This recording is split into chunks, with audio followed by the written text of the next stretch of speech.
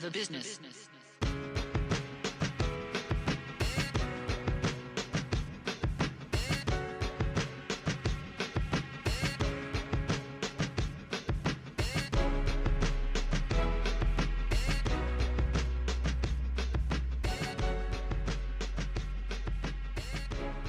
Welcome back to another episode, another installment of Day One Radio, right here on Live Hip Hop Daily. I'm Maurice Garland, and to my left is the world famous BP Brandon LSK. Glad to be back with y'all, man. Glad to have y'all listening and watching and all that good stuff. Bro, it's a lot going on right now. We kind of hot out here in these streets right now. What you mean? What you mean? Hey, man, every time I turn around, to explain to y'all, earlier this week, we visited our homie Christopher Daniel, a big supporter of ours, who is a professor at Georgia State University in the communications department. And he asked us to come in and do a panel discussion with one of his classes like 3-4 weeks ago. We get there, little do we know, we see the homie Shannon McCullum, who is a worldwide, world-renowned photographer, does a lot of stuff for George Lopez and a bunch of celebrities, been in the game forever. And his son, Miles, a.k.a. Lil Yachty. So we do this panel discussion with Lil Yachty and Shannon, and we chopping it up with the students. They super cool. And last night, Billboard runs the story. Then Entertainment Tonight Canada runs the story. Then Chris hits us and says, Complex, XXL, oh, wow. AJC hit him. So I'm getting hit up left and right, man. We hot out here in these internet streets, man. I didn't know all that happened. I saw us on Facebook. I didn't know we was all in the press like that. Lil Yachty made us go viral, man. Shout out to Yachty. So how'd you like the experience of talking to those Georgia State music journalism students, man? It was dope, man. I enjoy speaking with students all the time. As you know, we both put in a lot of work, man, in the community, whether it be high school students, junior high, elementary, or college, man. I just enjoy putting people up on game because this business is tough, bruh. Oh, yeah. And people will lie to you and people will try to hustle you and get you to work for a little bit of nothing for the rest of your life, and you need somebody to come in and let you know, what really goes on and teach you how to get to the next level. That's how both of us did it. We both had people that kind of pulled us up and showed us how to do certain things. So it was dope. And I thought it was really dope that, knowing that class exists, like a music journalism class, because, when I was coming up, we had journalism class, which was boring as hell. You know what I'm saying? But we didn't have, music journalism class where it's like, oh, man, you mean I could turn in a story about this concert that I went to last night or this CD that I just bought that I might be about to go in on and get a grade for it? You know what I'm saying? I thought that was dope. To me, what's ill is that they support Chris. The department is really behind him. And this ain't even the first dope thing he's done. He's had some of everybody up there, man, a lot of different rappers, singers. He said the next class they were having a rock group doing a live, listening session for the class. So it's ill, and he's teaching them how to really get in the business and work. You know what I mean? So that was ill. And Yachty gave up a lot of game. I hope some of them students were smart enough to take some of them tidbits he gave and that breaking news they gave and flip that into some freelance money. One dude pulled out his camera phone while he was asking a question. Toby. You know what I'm saying? So some of them did get a story and some content out of that experience. Yeah, dude's name is Toby. I met him at some conference I had spoke at last year, and dude is pretty sharp. He's pretty sharp, man. Shout out to him for sure. But yeah, man, that came on the heels of A3C. We had a good time at A3C, man. The Drum and Cannon interview was pretty crazy. People enjoyed it. I got a lot more than you did at A3C because you didn't hit too much stuff this year, right? Yeah, man. This was probably my least busiest A3C experience. Usually, I'm hosting a concert and a panel and doing an interview and talking on another panel this year, so I just did the one Drama and Cannon thing and, kept it cool, so I didn't get to bounce around this year as much. Dog, I retired from panels 2 years ago, bro. They don't really interest me too much no more, bro. Talking to grown people about what you should be doing, I'd rather sit in the panels and get some game than, you know what I mean? So, but the interviews is cool. This was probably my busiest A3C. I never go that much to the conference stuff. I went to a few things. Tried to go to Fadia's joint, man. Shout out to her. She did a master Instagram class. That joint was packed. Oh, wow. I couldn't even get in. Shows were cool too, man. I hit probably the highlight of mine was, West Side Gun, Conway, and Benny, man. Them Griselda boys. Yeah, they put on rapping. They put on a hell of a show, bruh. Like, I was hyped. Like, that's the kind of music you can't listen to too often because you'll be hella aggressive. Right. In traffic and pulling up on people and stuff. You can't do that. But, man, they're young. Like, well, they're not young, but they're young in the rap game. Like, they ain't been around for super long. If y'all don't know who we talking about, Griselda Records is signed to Eminem Shady Records. These super dope, hardcore rappers out of Buffalo. Like, them dudes, if the Locks had been born later and was from Buffalo and not Yonkers, that would be these guys. Yeah. And I believe them after seeing their show. 100%. I believe you guys. Every single bar. From the gunshots and the gunshot sound effects to the dope selling to everything. One of them got shot in the face. So yeah, it's like, Conway. You kind of got to take their word for it, bro. My man said, I even got my heat up on me when I pick up my kids. I'm like, damn, homie. But that was dope, and what I was most impressed by was they wasn't rapping over no tracks. Like, straight up, like, just bars and breath control. And they put on, like, a 2-hour-long show. Dope. I got a chance to see them for the first time when they were opening up for Royce the 5'9" when he was in town that time. Dope, like, I think I missed that. For him at that show. And that's really when I got exposed to their music because, again, I'm a visual person. The first thing I zeroed in on was like, damn, man, what's up with dude face? And then, like, I think it was either Kerosene or the homie Josh. Like, oh, man, you don't know about them? You don't know? Oh, bro, you need to look them up. Bruh. He got shot in the face. I was like, well, goddamn. Yeah, Conway, man. Them dudes is dope, man. And I like it because they hella, like, hardcore and kind of throwback, but they don't dress like they don't wear, like, too big pants and T-skirts. Like, they dress like contemporary rappers. Mm-hmm. You know what I mean? And I appreciated that. So shout out to them, man. They did a phenomenal job. They had a Main Source reunion. So Main Source performed a couple times over the weekend. The Nas show was kind of crazy. I heard about the Nas show. He forgot a lot of lyrics. Nas at times drinks a little too much, allegedly, and forgets a lot of lyrics. But, dog, it was one moment in the show where he did do-rags, and he couldn't remember half of the first verse. And I guess it was a guy in the first row rapping like every single word. He was like, yo, you need to be up here.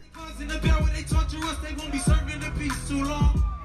Wearing police uniforms, Confederate flags are burned. But dancing to the music they chose. Kansas tooting they nose in frozen corners of Chicago. Loading revolvers, children with full foes. And double revolvers, we double in carnage.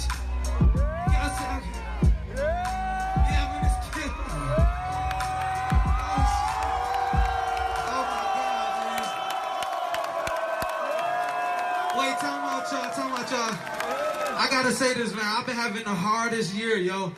And I came out here from Detroit and I was like, my only goal is to come and meet Nas.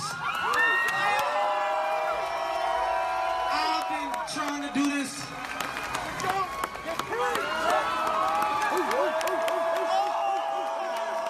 Yo, this shit means so much to me, y'all. So he pulled the dude up on stage. He did the hook. He did the whole second verse and was dapping Nas up, and he got choked up. And he was like, man, I'm from Detroit. I came down here literally to meet you, and this is happening. He was like, I've had a horrible year. Like, you don't understand what I've been through this year, and this made my whole year. Wow. So that was dope. I was like, Nas's bullshit ended up turning into something good, man. Yeah, because had you not said that, man, that was making me feel like how Steve Harvey was saying that time. It's like, man, these young ass rappers don't be saying shit, man. Putting the microphone in the crowd talking about, here, you do it. It's like, hey, I came to see Nas rap. I ain't come to see this dude rap Nas song. He was forgetting hella lyrics, but they did live at the barbecue. Live, which was dope. Everybody was there but Akinelli, so that was ill. AZ was there and they didn't do Life's a Bitch. Oh, man. What? So I don't know if it's because Nas came out late or what. Like, because AZ, I heard, because I missed most of AZ's show, but I heard he mentioned on stage, like, y'all want to hear it again? I'm going to do it later with Nas. And it didn't happen. That's really what I was sticking around for. Oh. Nah, that's inexcusable, man. Both them dudes can't be in the same place on the same stage and not do that song, bro. Right. Like, It's crazy. That was the Detroit thing was a highlight. Boot Camp Click did well. Ghostface wasn't there, so Boot Camp Click and Dave East stood in as replacement acts. They brought out Lil C's, which if you seriously into hip hop and you know all the old school beefs and all of that stuff, then you know that Boot Camp Click and Junior Mafia had serious beef once upon a time over the Get Money song because Biggie allegedly stole the beat from them or stole the idea for the song. But that was cool to see him come out. Just Blaze came out and murdered this dude. If y'all saw the beat battle with Swizz and Just Blaze, I guess that was earlier this year, last year. That was earlier this year. It was earlier this year. So he kind of recreated that, but with DJ Toomp, with Justice League, and with Jermaine Dupri. Oh. So they was just kind of going back beat for beat. Who won? Who came in second? Who came in first, second, third, fourth? It wasn't really. You really couldn't because there's no acoustics there. It was at Georgia Freight Depot, so you can't really tell who's reacting to what because it's just wide open street. Oh, you know what I mean? Okay. So you really can't tell. But I mean, who was the best performer? Because when you're in that kind of thing, like performance is what sells. Like, I think that's what made people think that Swizz beat Just on that live stream because like Swizz is a better showman. It was. I think Just did, and then JD. And Toomp was just everywhere. He was super hyped. Like, he was just hopping around the stage and dancing and stuff or whatnot. But people forget about, dude, JD has had some errors, bruh. Oh, yeah. And people forget that most of JD's R&B stuff sounds like hip-hop. Yeah. Like, if you play the instrumentals for Confessions, it sounds like a rap song. Yeah. You know what I mean? So, props to them, man. They had a good time, man. I love when people have fun with hip-hop. Yeah. So that's the fun stuff. Oh, it was the thing that everybody forgot about. BET Hip Hop Awards taped. Well, it was in Miami this year, so like it wasn't really talked about up here this year, man. Like I don't think it was talked about damn near anywhere. Like people wasn't really speaking on it too much. I know the only thing news I saw come out of it was Cardi B got the Hustler of the Year award, which is dope. But BET is owned by Viacom, VH1. Love and hip hop. So it's kind of like you should take care of your own. You know what I mean? Like she has the #1 record in the country. Why not throw her some awards? My thing is, do you think that she is around to stay? I don't know. You know what I'm saying? I don't want to speak too much on it because I'm by far, I'm not very educated on Cardi B because, I did not watch the particular television program that she was a star of. Do you need a rundown? I mean, I know who she is, but then it's like, and even the song that everybody going crazy over, the Bodak Yellow. When I first heard it, I was like, oh, damn, Migos added a girl to the group. Who this girl that's in Migos now? And they were like, no, that's Cardi B, bro. I'm like, no, man, Migos added a girl to the group, dog. That's what I thought was going on for real. So it's like, I ain't really too hot on the song, you know what I'm saying? But like I said, I'm no expert on her, you know what I'm saying? So I can't say too much about the awards that she won, but she seems to be very popular these days. Like, and plus, it seems like everybody was waiting for another woman rapper to like at least compete. But if with you Nicki. really think about it, though, for the last 3 years, we've had a different woman rapper with a big hit who was come and gone. We had what's the old girl from Detroit, real pretty.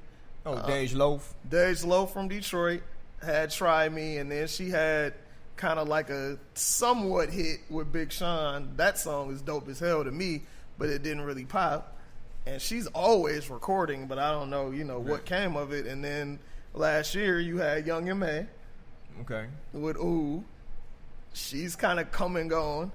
So now that's why I ask, is Cardi B gonna stay? Okay, I see what you're saying now. You feel me? Like it seems like the other ladies, they all had that one song pop, and then they kind of like went back into the white I feel noise. like there's way more muscle behind her than there was behind the other two young ladies. But I don't know. Like I feel like people really like her, and I feel like people got to know her before they knew the music. Yeah. Whereas that people helps. had to get to know Dej Loaf and Young M.A. after the hit. Right. So I think she gonna be around for a second, and it seems to be like whether by choice or by force, people are embracing her. Because you see Nicki shouting her out for getting the #1 record. Like, you can't argue with a hit. Right. Like, it ain't #1 rap record. It ain't #1 indie record. It is the #1 Billboard Hot 100 pop record. This means the white folks at work are listening to it Exactly. You might be in the dentist's office and hear that shit. Straight up. But I don't know, man. I want to hear an album. Like, we're not in album mode, but I feel like whoever her team is behind her, like, she's had some joints that they drop and be like, oh, this is cool. They got her in a little fake rap relationship. You know what I mean? I don't know if it's real or it's fake, but everybody in a relationship for some kind of reason. Anytime you in public together more than you alone together, like, I think it's a fake relationship. But we gonna see, man. I think she'll be all right. I think. Cool. We'll see. They got to drop an album in the fourth quarter, though. People will forget. Right. For sure. So that means something got to drop in the next month and a half, for sure. It's a lot. And on the flip side, your man Nelly. Yeah, I heard about that, Sheldon. We all heard about that. Shit. Nelly Mo. It's like I'm hearing a lot of stuff. I'm hearing, of course, you got people that's already assuming the worst of Buddy. Then I'm hearing that the part of the country that he got caught up in, hell, sitting next to a white woman too close can be considered rape. So you know what I'm saying? let's get into that. So this is the irony. Our mutual homeboy who spent a lot of time in St. Louis. We're not going to connect it with it. Our guy, when it's in St. Louis for years, is cool with Nelly. So I had connected Nelly. I had connected Nelly people with one of my homies that has a radio show in Washington to do an interview. So this happened like the morning following that show in her market. So I was talking to her about it, and she was like, "Oh man." She was like, first and foremost, that shit happened like 3 hours away from where the show was. So they putting a lot on it with that. And she was like, I don't even really want to talk about it on the show because these people want to call up and just vilify this man when the story is complete and total bullshit. Okay. So, and that's coming from a woman. You know what I mean? So as dudes, especially in this society, we can't really say what happened, what didn't happen, because we wasn't there. You know what I mean? A lot of times women get victimized and they're afraid to say something because society is going to blame them off top for why were you there? Why'd you, all that bullshit. So I've met Nelly like once or twice. He does not come across as somebody who is a sexual predator. No, I'm not going to say. No, some people do. Some people do. You have met dudes and been like, that guy's a creep. But I mean, I'm pretty sure I don't think they outnumber the cats where it's like, oh, hell, anytime you hear about somebody doing something crazy like rape, I don't think anybody's like, I seen it in him, bro. Like, that nigga look like a rapist, bro. I don't think you hear a lot of that. I gotta disagree with you. Harvey Weinstein just got fired, and as soon as that came out, there are documented stories of so many women saying that he sexually harassed them. You haven't heard any. The best they can come up with on Nelly is that he's singing a song that he did with Tim McGraw, bringing little girls up on stage and twiddling their hair, which he'd been doing for the whole tour, but nobody gave a damn until a week ago. You know what I mean? Like, ain't nobody came out and said nothing. And this dude is a black, rich rapper that's hood as fuck when he's not on the mic. So trust me, if it was other stuff and he was that kind of guy, it would probably be coming out. Okay. Harvey Weinstein is powerful as hell, and they coming out the woodwork. Like, this dude done raped women. He is settled out of court 8 times for sexual harassment in the last 3 decades, and this was the dude as the head of a movie company. Like, Miramax has won Oscars. This dude produced The Producers, one of the biggest plays in Broadway history. He is about as powerful as they come, and his ass is up out of there. You know what I mean? So you never know, man. It's a cold game out there. It's a lot of dudes out here really exercising their power and doing dirt bag shit. We know that. I just don't. Nelly don't come across as one of them guys to me. I could be completely wrong, but he just don't come across as one of them guys to me. I guess what I was saying is, like, when you say stuff like that, we got to be careful because I mean that's usually like the main defense that cats like that come up with. Like, man, do I look like I would do some shit like that? Come on, bro. You're right. You know what I'm saying? I created apple bottoms. Would I do that?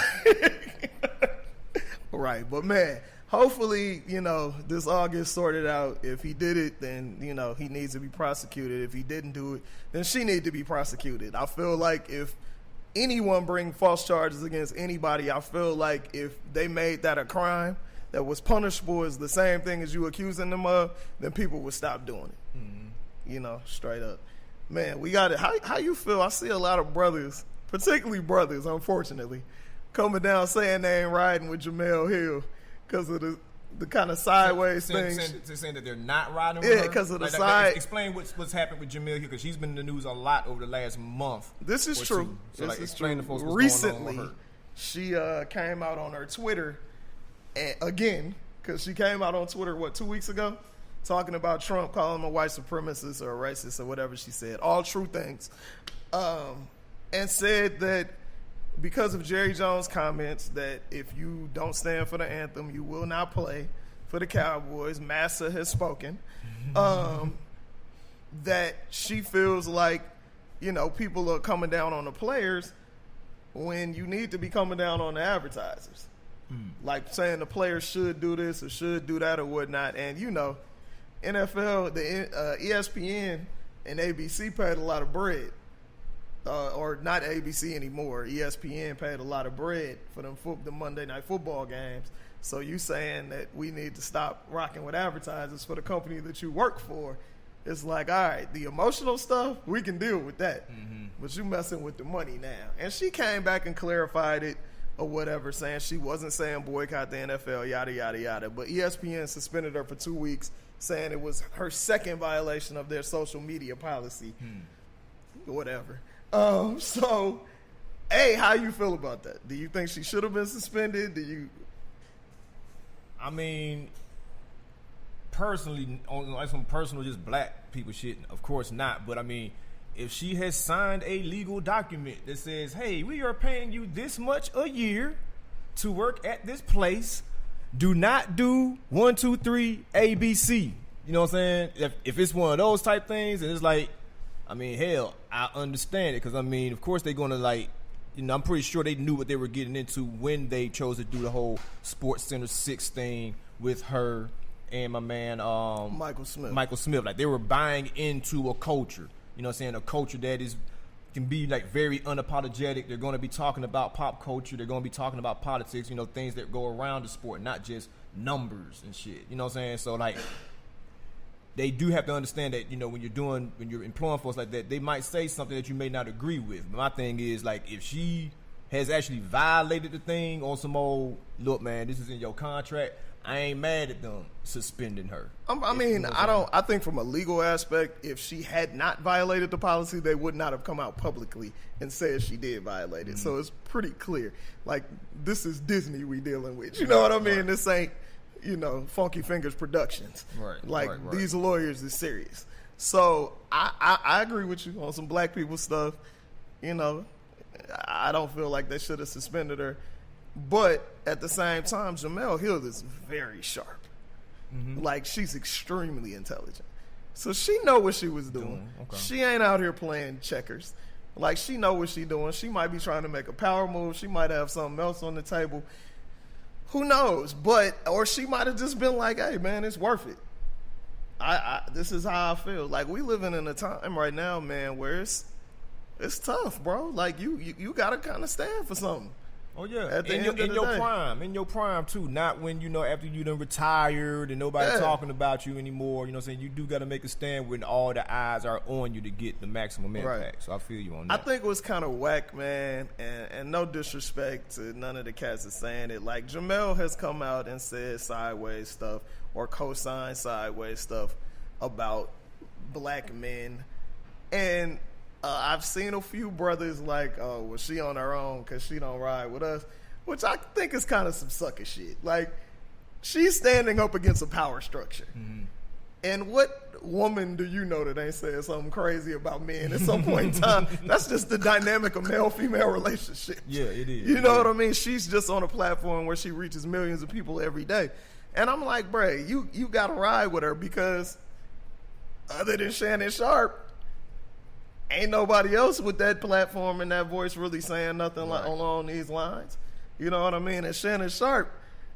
Because sometimes, like to speak to like what you just brought up, sometimes it kind of kills me when folks act like they can't feel more than one way about something or somebody at the same time. You know what I'm saying? Like, it don't always have to be, oh man, she said that 5 years ago and now I can't rock with her because she in this trouble. Like, sometimes things don't always have, usually they never have anything directly to do with each other. You know what I'm saying? No, not at all. What she might have said about some suck-ass dude on Twitter, you know what I'm saying, that was displaying suck-ass behavior, shouldn't always have something to do with her calling out the NFL even and if advertising. she was dead wrong, it is what it is, man. Like, she is calling out a structure that we all agree is wrong. So how come you can't ride with her on something that you agree with her on 100%? You know what I mean?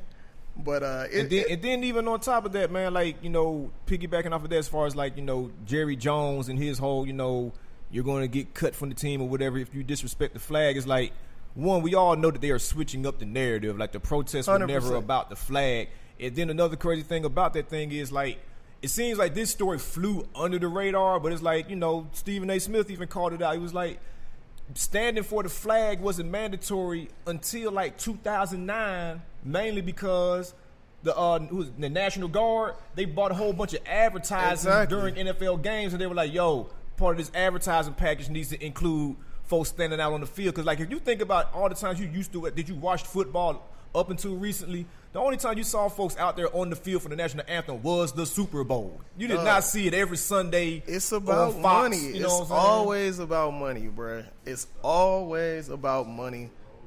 110%. The only reason that this is an issue is because they messing up the money. The only reason that owners are concerned is because they are messing up the money. That's all it's about. We should let you know something, bro. We should let folks know, like, bro, like, it's working. Whatever it is you're doing, it's working. These Keep folks it up. came out and lied on Colin Kaepernick, saying that he was going to stand for the anthem if he got picked up by another team. Straight up lied. You know what I mean? Like, so this lets you know it's working, man. People, I've always said this. Ice Cube might need to start a football league. He already started a basketball league. He might need to start, like, what was teams back in the day in street football? What, like 5-on-5, 10-on-10? Big 10 on their ass. Shit. Right, exactly, man. Something, bro. Something needs to happen, man. It's a lot going on, bro. But I can't even.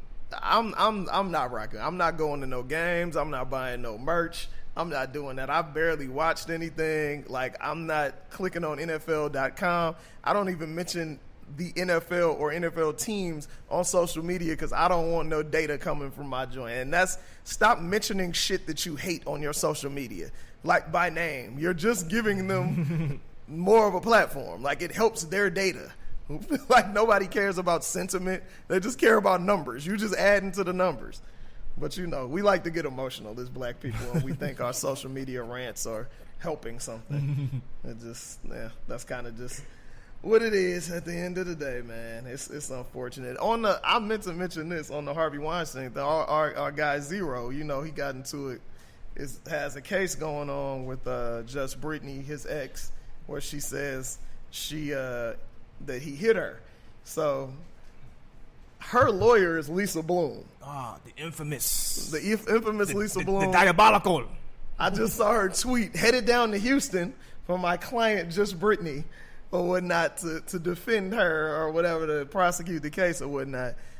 Her other client was also Janice Dickinson, who came out against Bill Cosby. And then also behind that, she was Black Chyna's lawyer in the Rob Kardashian thing. So clearly she's along those lines of fighting for women's rights, right? Mm-hmm. But why is Harvey Weinstein her client too? Got money. Duh. It's crazy. Straight up hypocrisy, bro. Straight up hypocrisy. Yeah, of all the clients, this dude is essentially, he's done everything that they accused Bill Cosby of doing. He the boogeyman. Right.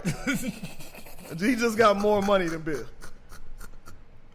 But that's the client. Man, that is absolutely amazing, dude. It's absolutely ridiculous, man. It's crazy. But yo, we what else you got? I have nothing, man. You have nothing? I have nothing, man. You good? I think that's the end. That's it, man. Yo, man, this was fun. I feel like we haven't been in a minute. We have not. Yeah, I feel like we have a lot of transition. Going through a lot of transition, but everything is good now. We appreciate y'all for rocking with us, man, during this time. Still listening to the old episodes.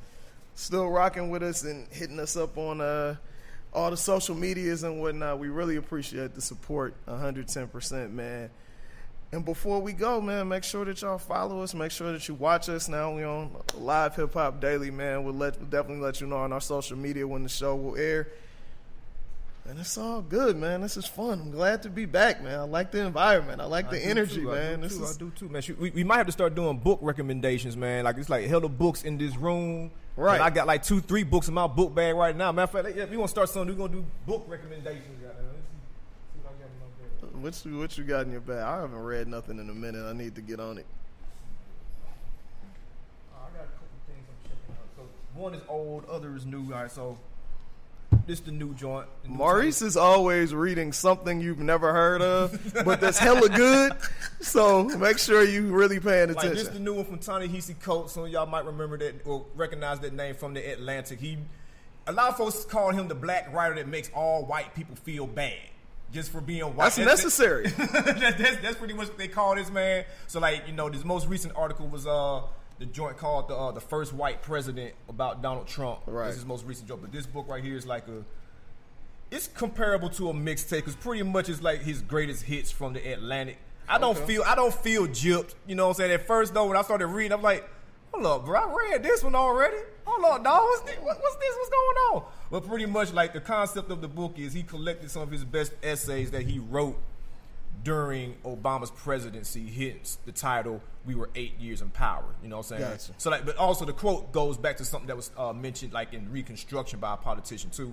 But that's the basic concept of the book. It's a lot of articles that were already published in the Atlantic that he published during Obama's 8 years. And it includes intros about his life, about where he was at the time we wrote a particular article. So it takes you on his career journey, which is impressive because it goes from him being in the unemployment line the day that Obama declared that he was running for president to ending up interviewing Obama during his last year of presidency. So that's an interesting. So we have found one of the black people that Obama actually did something for, is what you're telling me. I mean, you know what I'm saying? Well, we dude did it for himself. He did it for himself. You know what I'm saying? I'm just playing. So like that's the new joint that I'm checking out. Also, man, I got into a lot of fiction this year for the first time, man. I used to not really read Neither one of us fiction really read fiction to ever. me, fiction used to always be like, I ain't reading no Harry Potter shit. I gave up Encyclopedia Brown when I was in 3rd grade. And I don't read no goddamn fiction. But, this is a joint that came out in like 96, White Boy Shuffle by Paul Beatty. This shit is funny as hell. The reason I went back and got it because I had finished his most recent book, The Sellout. Right. I actually bought that, but I haven't read it yet. So this is the one they say put him on the map. This one came out back in 96 though. But so far this dude has a funny way with language, man. Like it's like this book is a trip, dog. You know what I'm saying? Because it's basically about a black dude that grew up white on the beach, and then they messed around and moved to the hood. So it's like a super culture shock, and everybody was picking on him and all that kind of shit until they found out that he could do black shit like dunk. You know what I'm saying? Wow. They're like, oh man, nigga, you can dunk. Shit, you ain't lame after all, dog. You can dunk. I'm fucking with you, dog. And up until that point, they were jumping his ass at school every day, everything. You know what I'm saying? So so that's on my reading list right now. So that might be something that we do now, man. Yeah, we should do that. We should do that. We talk about music. We can talk about books too. So yeah, man, we appreciate y'all watching. Appreciate y'all listening, and we'll see you next week with another dope show. This is Day One Radio. We out.